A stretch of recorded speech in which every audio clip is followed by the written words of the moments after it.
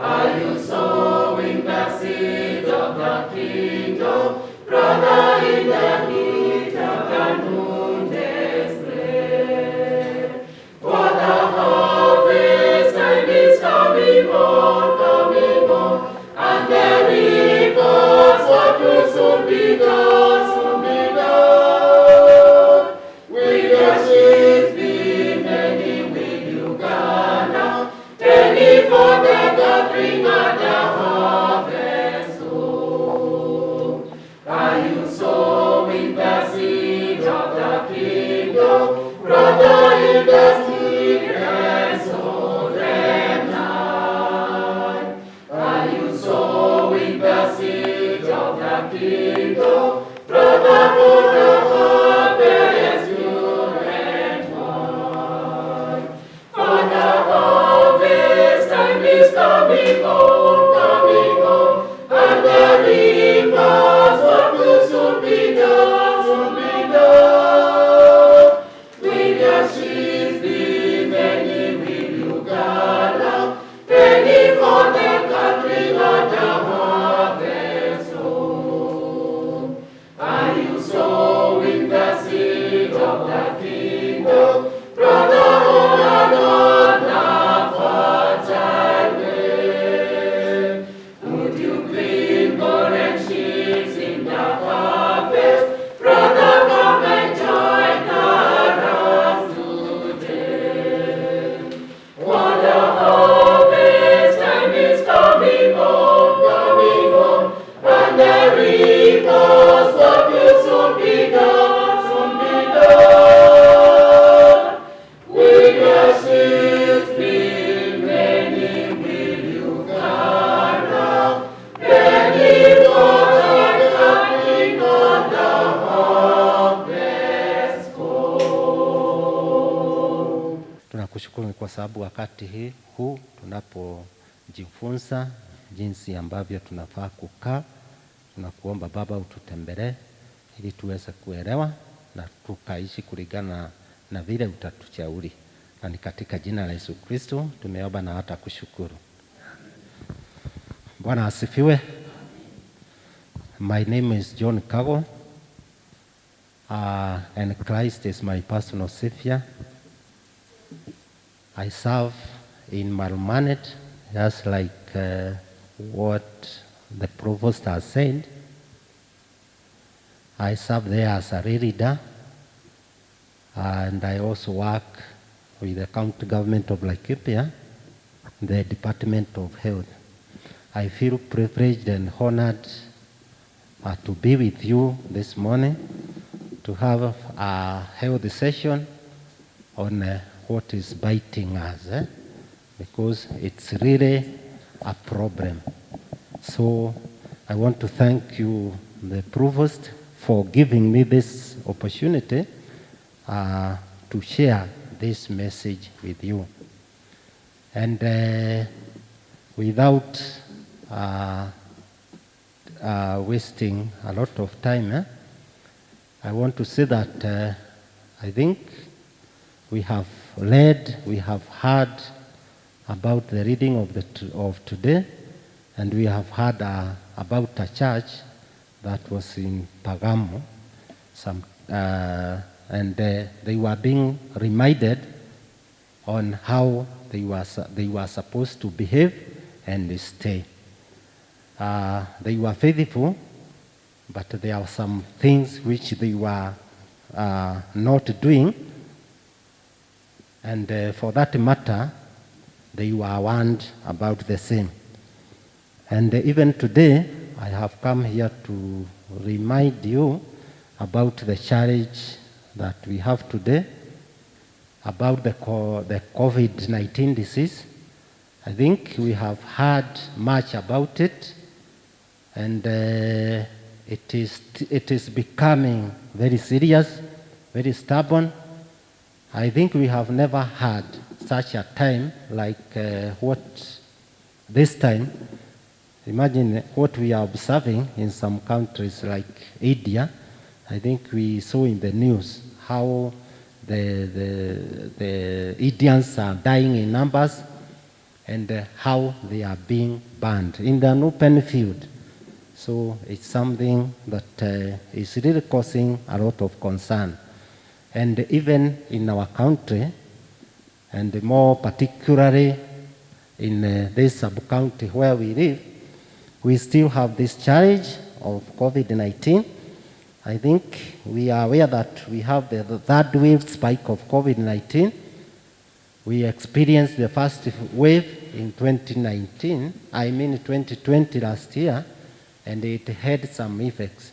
I think that time when we experienced the infection, we were given some guidance or the containment measures that we were supposed to take, and we were a bit positive. But later on, I think it's like we mixed so many issues, the politics and what have you, and this time it has come and found us like when we are already fatigued, and that's why it is really affecting us.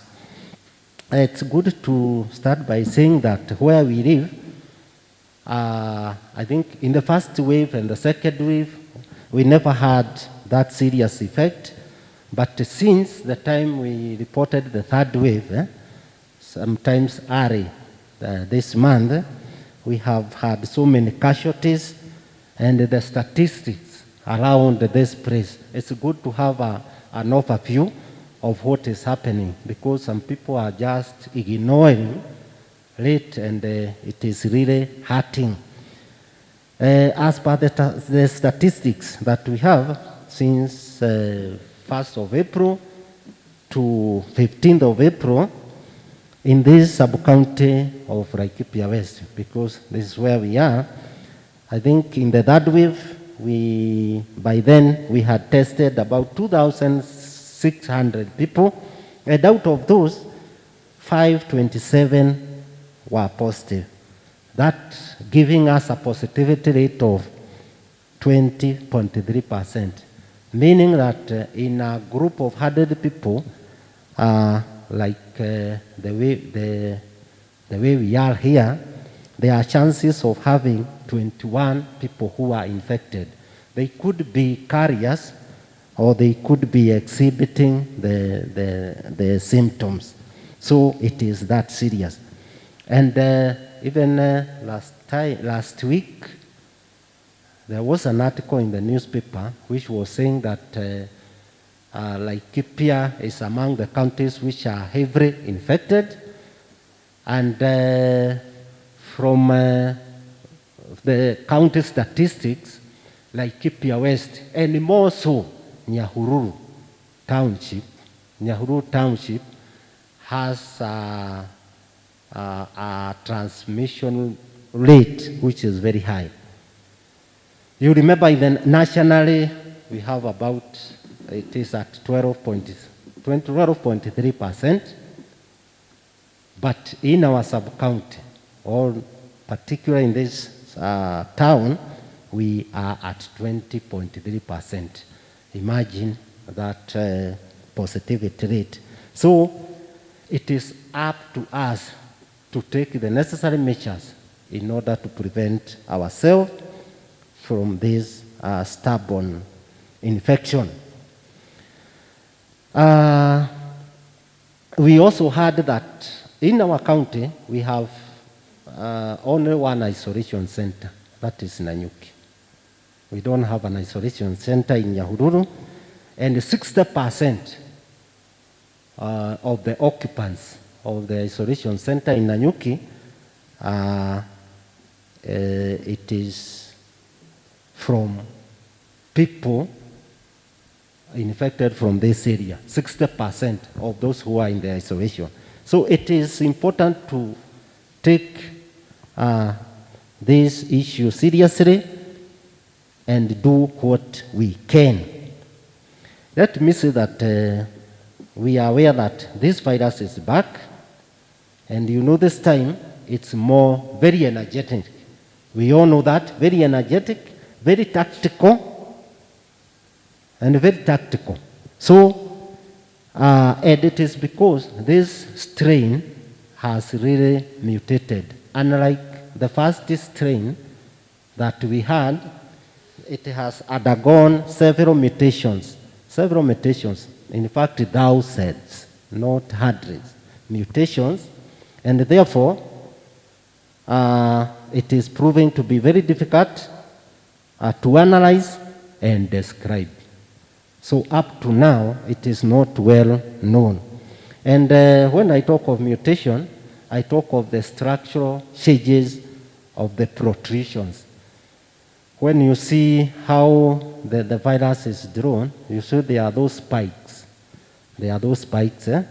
So when it mutates, there are those spikes which changes the structure, and for that matter, it is able to infect our body in a very queer way, let me say it, because they are saying that that virus is able to get into your body, then it is able to hijack the cell.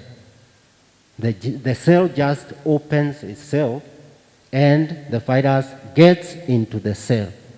And after getting into the cell, it is able to use the machineries, the cell's machinery, to duplicate itself. So in a very short time, you find that it has multiplied into millions and millions. And for that matter, definitely the body will just give in. So when it is mutating, there are errors which often occur during the process of duplicating, and this results in the virus that are similar but not exact copies of the original virus. That is the difference. They are just errors which occurs, and when the virus come out, it is a bit different from the parent virus. Understanding the coronavirus strain and variants, because we need to understand so that we can know what to do in order to prevent ourselves from the infection. We have said that the strain is a variant that is built differently and behaves differently to its parent virus. And I've just mentioned that when the virus, the spikes of the virus just attach themselves to infect the cells.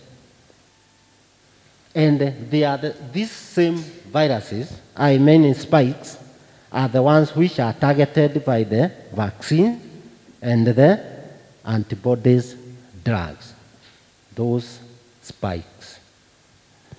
So the major concern with this new strain is that, one, they are escaping diagnosis.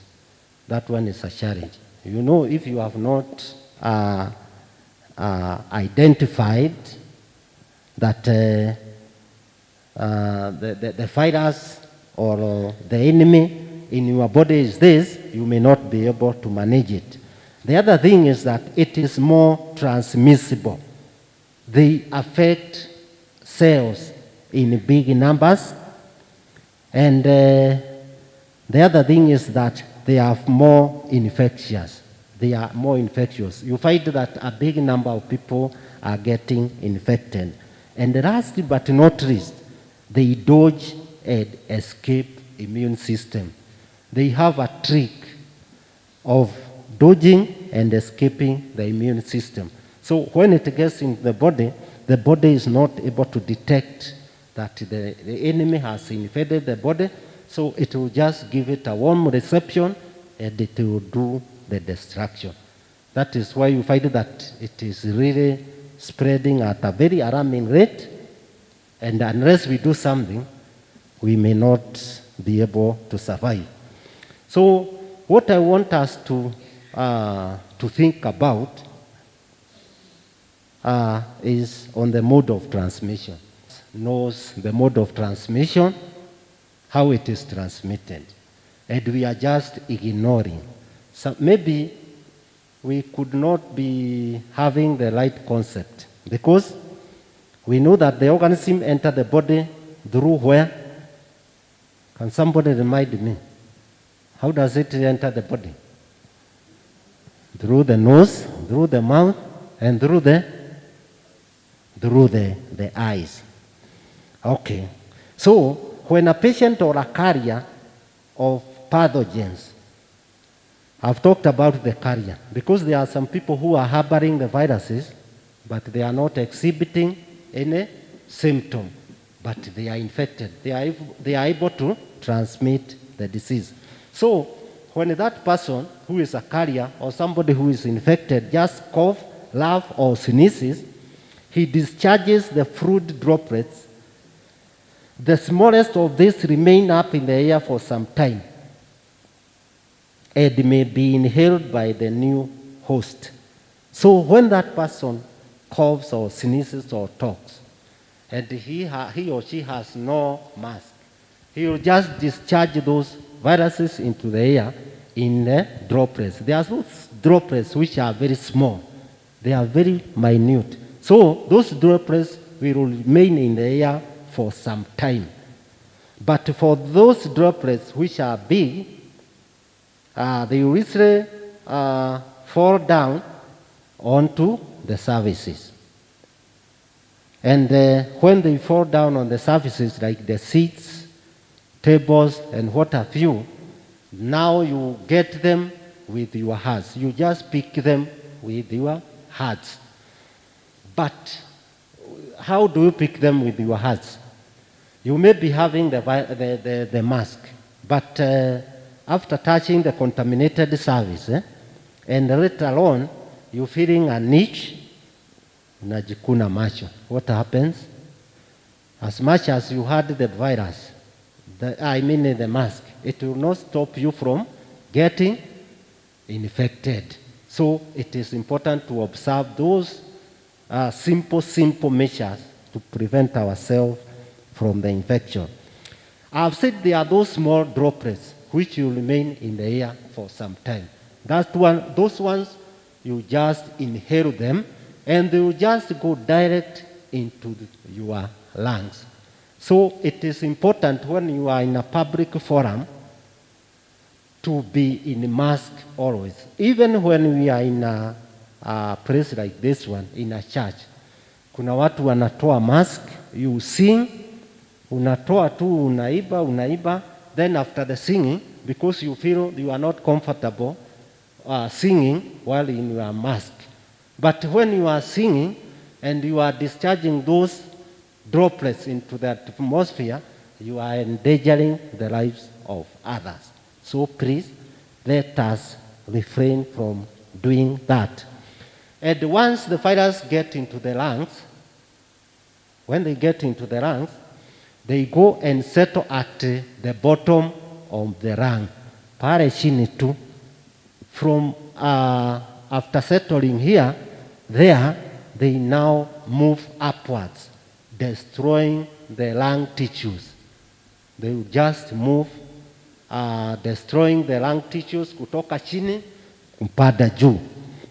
And from that, there are some secretions.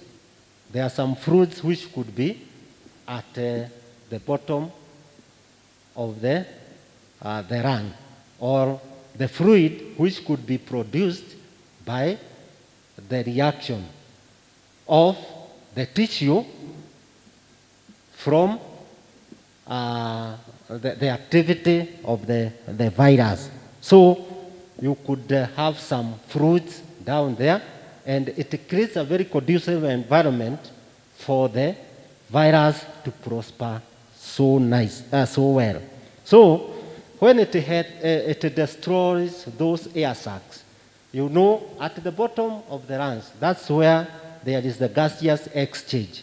That is where the carbon dioxide, which has been used in the body, will move to and the oxygen which you require will also get to that place. So there is that gaseous exchange at that point. And once those air sacs are destroyed, the circulation of air or the exchange, the gaseous exchange will be interfered with. And for that matter, the oxygen circulation will be tampered with, and also the pneumonia. There is a pneumonia that is caused by bacteria, and also there is pneumonia which is caused by viruses. So as a result of that infection starts building up, and you are not able now to breathe properly. And the moment the lung tissues are infected, it will make the lung to lose the elasticity, that ability to expand and contract. Kwa sababu wakati when you breathe in, the lungs, they will just expand, and when you breathe out, it will contract. So if that flow of air is interfered with, you find yourself in a very bad situation, and no medicine or drug can be able to correct that. So, for you to stay safe, what are you supposed to do?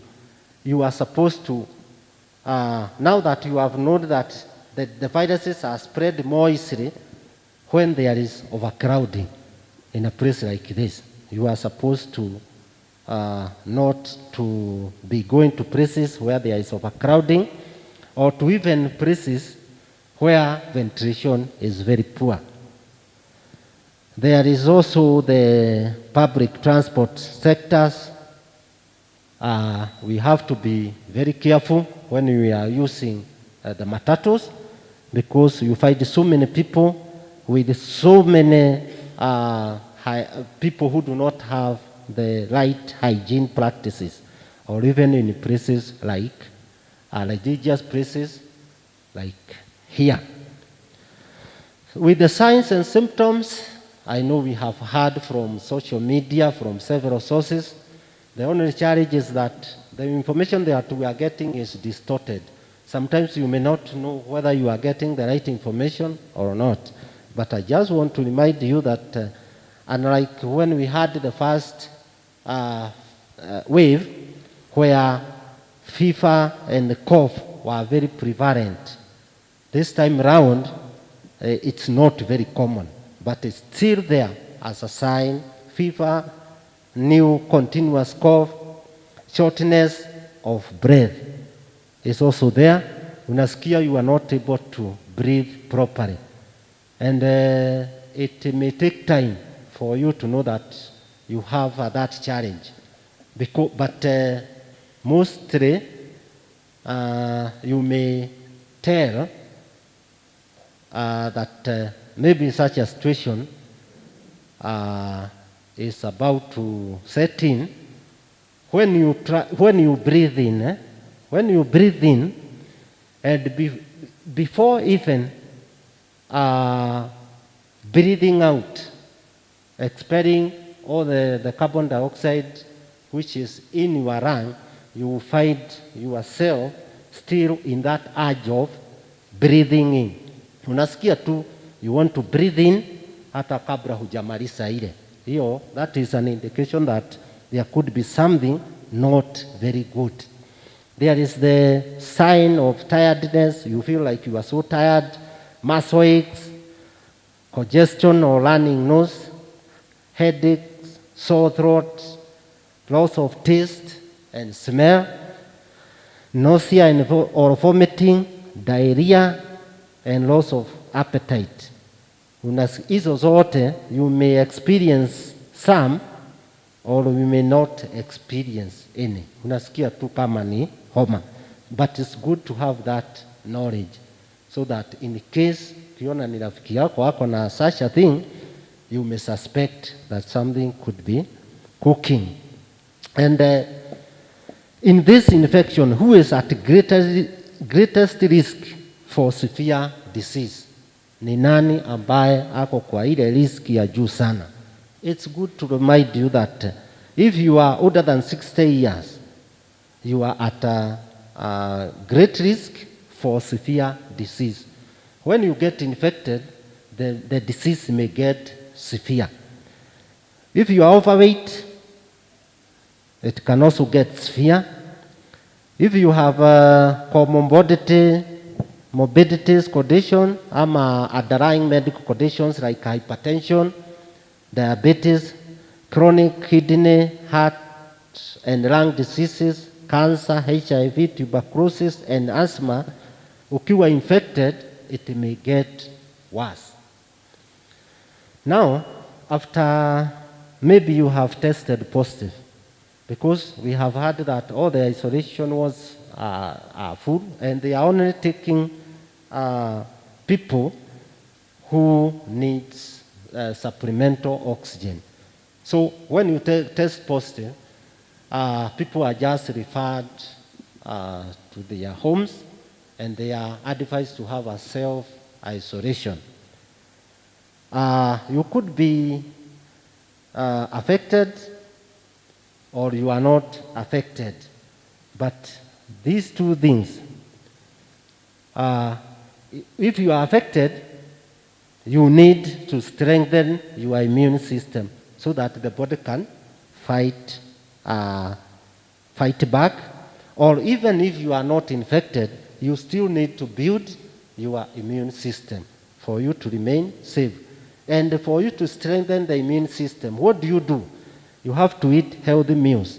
Healthy meals need balanced diet. You make sure you use fruits, vegetables, si nyama tu, ama zile vitu you may assume that they are delicious. So that balanced diet will assist your body to build immune system. You are supposed to drink a lot of water to keep your body hydrated, and you are supposed also to have adequate sleep, because when you are asleep, that is when the cells just repair themselves naturally. Ukiwa umelala, that is the time your body repair itself, the damaged cells, and they make new cells. You are also supposed to have adequate rest, but stay active. For those who are smoking, it's advisable to tell them to stop smoking. And those who have tested positive, you are advised to take vitamin D, 50,000 international units. Kuna vitamin D, it will also boost your immunity once off. There is also the zinc, 200 milligrams daily for 5 days. There is also the vitamin B complex, 1 tablet daily. And another measure is to manage the cold and the flu remedies. The usual cold and flu remedies to relieve symptoms. You are supposed to take Panadol for fever and pain. You are supposed to drink warm honey and lemon water, or use lozenges to relieve sore throats. Hii yote najua tumesikia na tunafanya. You are also supposed to do warm water and salt gargles twice daily. Maji unaweka ile warm, unaweka chumvi kidogo, alafu you gargle twice, asubuhi na jioni. There is also the humidification ama steaming, ile tunaambiwa. It's good to use the eucalyptus leaves, unachemsha, alafu you steam yourself. The good thing with the eucalyptus ama figs ama those things that will make the air very light, it will assist to penetrate the lungs. Once it has penetrated down to the lungs, where we said that the virus settles and it starts the infection from there. It is able to make the mucus very light, inaifanya tu iwe light, so that when you cough, it will come out. And you know, when it sticks there for some time, it creates a conducive environment for the virus to multiply at a very high rate. But if you steam yourself, that fluid will come out. You can also use the remedies like turmeric, ginger, and other natural substances known for their anti-inflammatory properties. And control, to remain safe, just observe the MOH protocols. There are those recommendations that we have been given, although we are just singing them and we are not practicing. Huh? Are we practicing really? Because you could tell somebody, wash your hands, do what, but you find that that person is just saying, but not doing it. So we are supposed to stay in places where there are adequate ventilations, even if it is in our homes. It's good to have the light and adequate and ventilation. You are supposed to avoid overcrowded places like funerals, weddings, family, because the more you go to such places, the more you expose yourself to the virus. Because I've talked with those who have been infected, and you try to ask him or her vile alipata, but he cannot explain. He cannot explain. Lakini vile alikuwa ametembea maybe in a funeral, kwa matatu, kwa nini, that is how he could have acquired it. So the more movements you make, the more places you go, the more exposed you get. Once you have been proved positive, it's good to isolate yourself. Wacha kuenda sana, you should stop movement. Nowadays, we are not able to follow those who have tested positive because of the number. Because the number is too big, and as a ministry, there before we used to move from household to household to ensure that wherever that person is staying is well ventilated, is not interacting with other people, but nowadays we are not. So even if you have come across somebody who is positive, even yourself, you are supposed to give yourself time. You quarantine yourself for some days. We are also saying, if you can observe all what we have said about the personal hygiene, it also works. You should cover your mouth and nose with a tissue when you cough and sneeze. And throw it into a trash. When you cough, sneeze. Nowadays, we are not encouraging the use of handkerchiefs, because you use a handkerchief and you cough, you contaminate your handkerchief with the virus, and you keep on carrying it. Ukienda hapa, you use it. Unaenda pale, and because your pocket is warm, the multiplication rate is also very high. There is the issue of hand washing. Hiyo nimesema, where possible. We are saying you only use a sanitizer where there is no water and soap, because the outer surface of the virus is fatty tissue. Now, where there is a lot of fat, even if you dip your hand into a can of oil, if you try to wash without soap, what will happen? The oil will not go away. So if you wash your hands without soap, I'm sure the virus will not go. But you use the sanitizer where water is not available. The issue of social distancing, I'm just reminding you, it's good to keep it.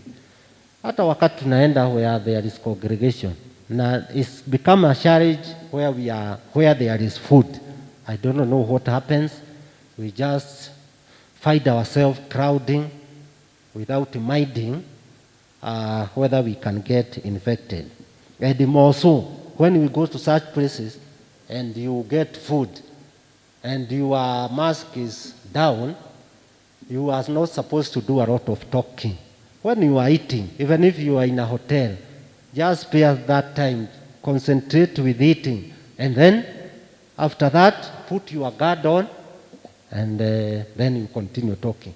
Hii story mingi when you are feeding, wacha tuashe.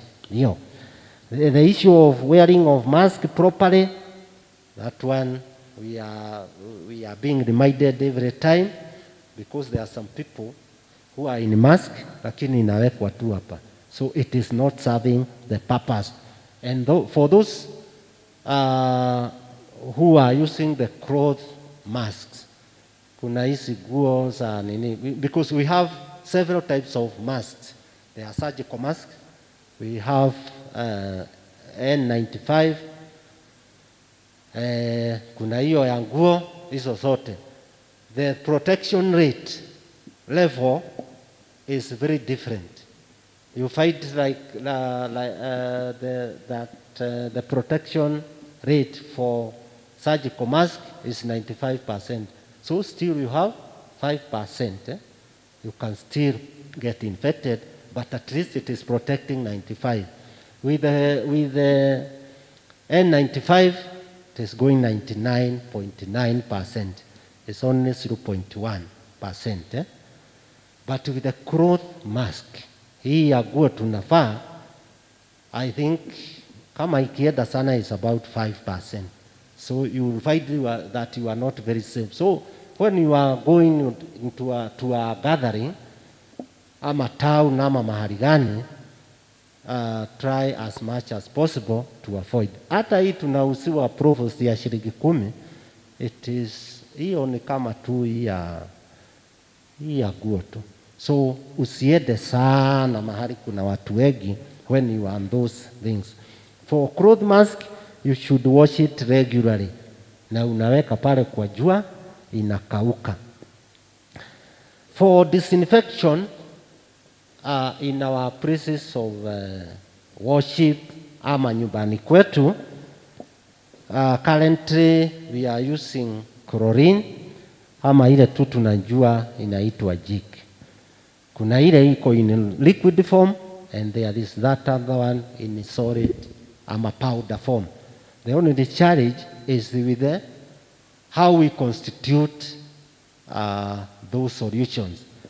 Sometimes we find a very weak solution which cannot even be able to disinfect.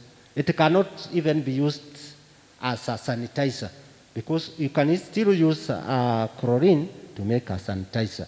So there is a formula that we use to come up with the right concentration of that solution.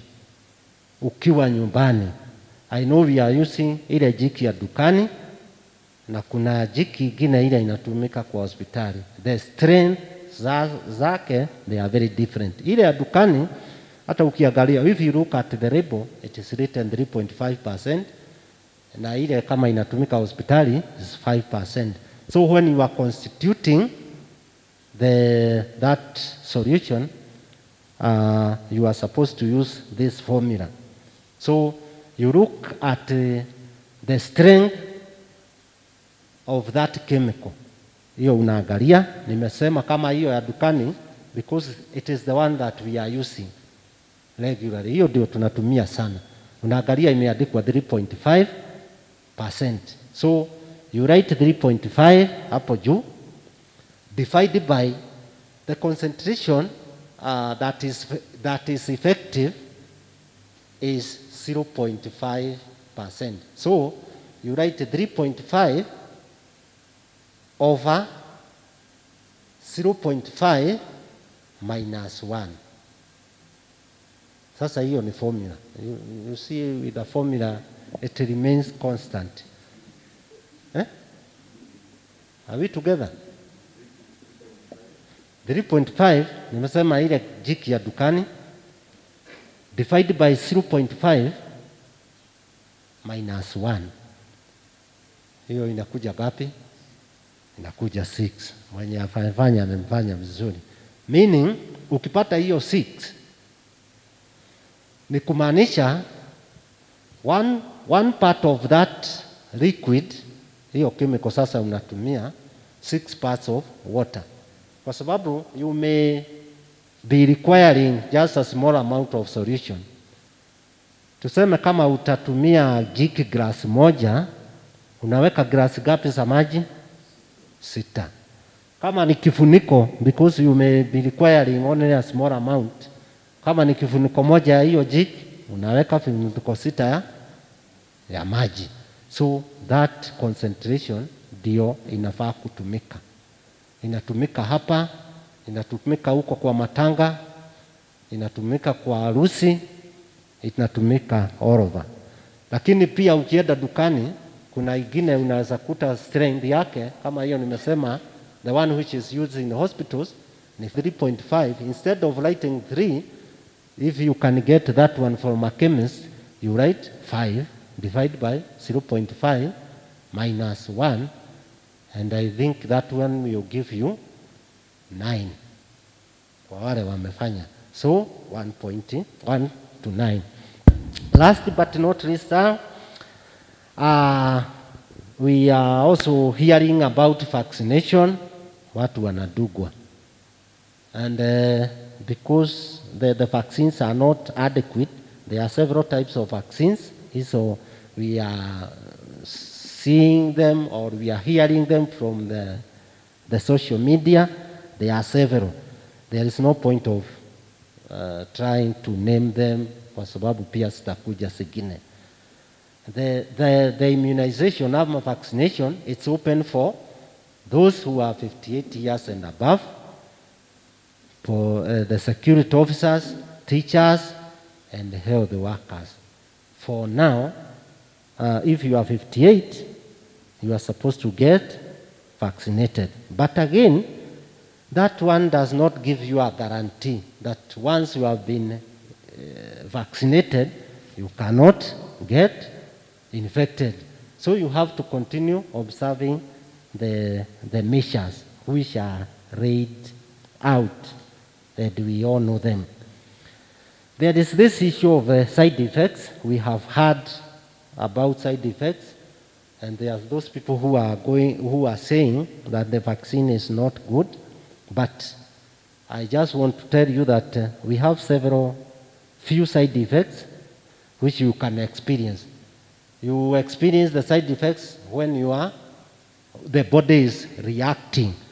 You know, a stranger has entered into the body, so the body will fight back. It does not mean that it will make you sick, but it's the body which is fighting back for it to come out with the antibodies. So you may experience headache, you may experience fever, you may experience injection site pain, nausea, fatigue, tiredness, rash, decreased appetite, and abdominal pain. Hiyo yote unaweza sikia for some time, then it will go away. So if you experience them, usianze kusema hiyo chanjo si mzuri, because later on it will, the immunity will be built. And for those who belongs to the high risk group, kuna wale nilisema, those who are supposed to take care, because once you are infected, it may become very severe. So you are advised to take your medicine correctly and on time. Kuna wale ambao wanatumia hypertension, diabetes and what have you. You take the medicine correctly. You are also supposed to monitor blood pressure and sugar. Blood sugar iwe regularly monitored, so that you may know when to seek medical attention. And we are also advising people to have that device which is measuring the oxygen circulation levels in our blood system, so that you can also tell when to seek medical attention. Because you find the blood oxygen circulation level below 92%. Hiyo kakitu kanawekwa tu kwa kidole and you are able to tell that level iko wapi. So ikiwekwa hivyo, if it is below 92%, najua something is not adding up. Na hiyo ndio inafanya watu wengi they just collapse because the oxygen level inaenda chini, you are not noticing. By the time sasa mahali utalemewa, you just collapse na you die. Hiyo ndio inaleta watu wengi sana. So with those few remarks, ni wewe ni mimi tujue tutakaa namna gani. Wewe ukienda hutakuja tena. So try as much as possible to eliminate non-essential physical contacts or situation within our areas. Wacha tusiende kwa watu wengi sana. Wacha kama ni hapa kwa kanisa crowd ama mahali pengine hata kukaa sana. Kama ni mid-week fellowships, mahali tunaenda, that room should be well ventilated. And also, when we are using the public address system, tuishuge vizuri na tuangalie ile mambo yote tunaambiwa na Ministry of Health. And with that virus will leave us here na tutaishi kusema vile Mungu alitulinda. There was an epidemic where people are dying in thousands. Nasikia kama huko India wanakufa kila siku more than 2,000 every day more than 2,000. In fact, they are about to hit 20 million mark ya wale ambao wamekuwa infected huko na wengine wameaga. Tutaishi kuambia watu kulikuwa na epidemic na iliisha. And with that, God bless you as you continue to observe the safety measures. Na tuombe. Tunakushukuru Mungu mwema kwa sababu ya wakati huo umetusaidia kunena. Tusaidie utulinde kutokana na hili janga. Tunapotekeleza yale ambao Mungu wa Israeli umetujulisha, tukayatende, naye ukatulinde na tukakae salama. Kwa jina la Yesu Kristo tumeomba na kushukuru. Amen. Asanteni, mbarikiwe. I pray for each and every person worshipped in this service, that you bless them and you walk with them as we start this new week. The Lord bless you and keep you. The Lord make his face shine upon you and be gracious to you. The Lord turn his face towards you and give you peace. The blessings of God Almighty, the Father, the Son, and the Holy Spirit be with you and remain with each one of you now and always. God bless you. Amazing grace. Arrange like